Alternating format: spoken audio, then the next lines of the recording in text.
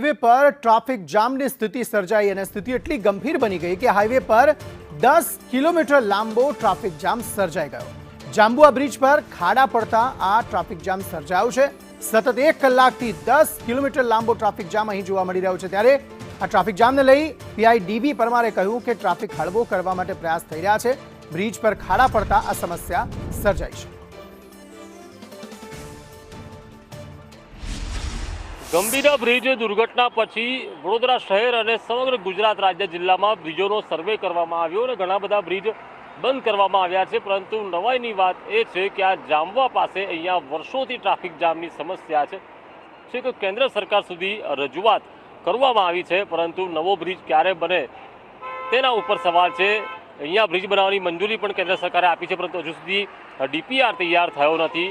આ જે રોડ છે તે પણ અહીંયા બિસ્માર થયો છે। બ્રિજ પરનો રોડ અહીંયા ટ્રાફિક જામની સમસ્યા હજુ પણ જોવા મળી રહી છે।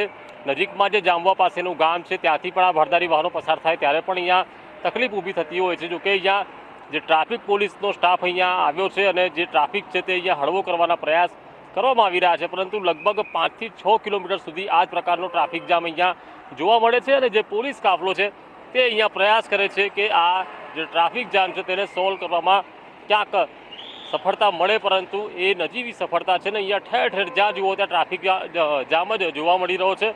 જે પોલીસ જવાનો છે અહીંયા સતત પ્રયાસ કરે છે કે આજે ટ્રાફિકને હળવો બનાવવાનો પ્રયાસ કરીએ, પરંતુ સાહેબ આ મોટી સંખ્યામાં અહીંયા ટ્રાફિક જામ છે, પ્રયાસ તમે લોકો કરી રહ્યા છો, પરંતુ કેટલા કિલોમીટર સુધી આ ટ્રાફિક જામ છે? આગળ તો જોયું નથી, પણ તરસાલી બ્રિજ સુધી તો છે, ત્યાં એનાથી આગળ જામવા બ્રિજ પાસેનો આ બાજુનો રોડ છે તો આખો ક્લિયર છે, તો ક્લિયર છે, પણ એ રોડ બિસ્માર છે ત્યાં। હા, એ ચોમાસાના હિસાબે ઘણી જગ્યાએ ખાડા ને એવું પડી ગયું છે। તો સાહેબ ટ્રાફિક જામનું શું કારણ માનો છો આપણા?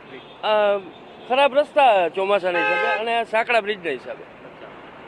ખરાબ રસ્તા અને સાંકડા બ્રિજના કારણે આ ટ્રાફિક જામ હોવાનું અહીંયા ડીબી પરમાર છે કે પીઆઈ છે તે પોતે પણ અહીંયા સ્વીકારી રહ્યા છે, પરંતુ અહીંયા રસ્તા રિપેરિંગની સાથે નવા બ્રિજ બનાવવાની પણ અહીંયા માંગ કરવામાં આવી છે, તે નથી બની રહ્યો અને તેના કારણે આ ટ્રાફિક જામની સમસ્યા 5 થી 6 કિલોમીટર સુધી જોવા મળી રહી છે।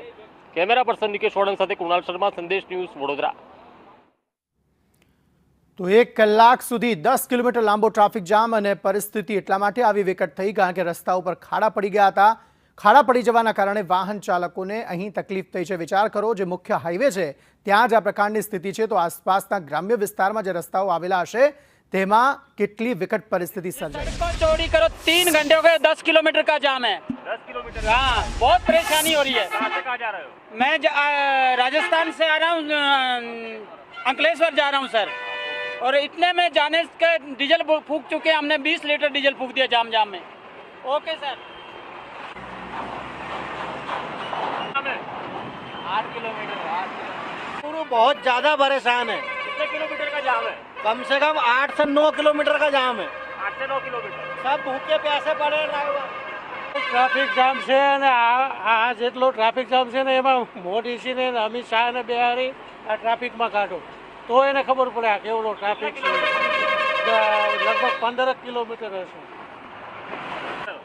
मैं तो राजकोट से आ रहा हूँ, रायपुर जा रहा हूँ, छत्तीसगढ़। 4 घंटा से करीब, लगभग 4 घंटे से जाम में लगा हुआ हूँ। रोड की पोजीशन बहुत ख़राब है।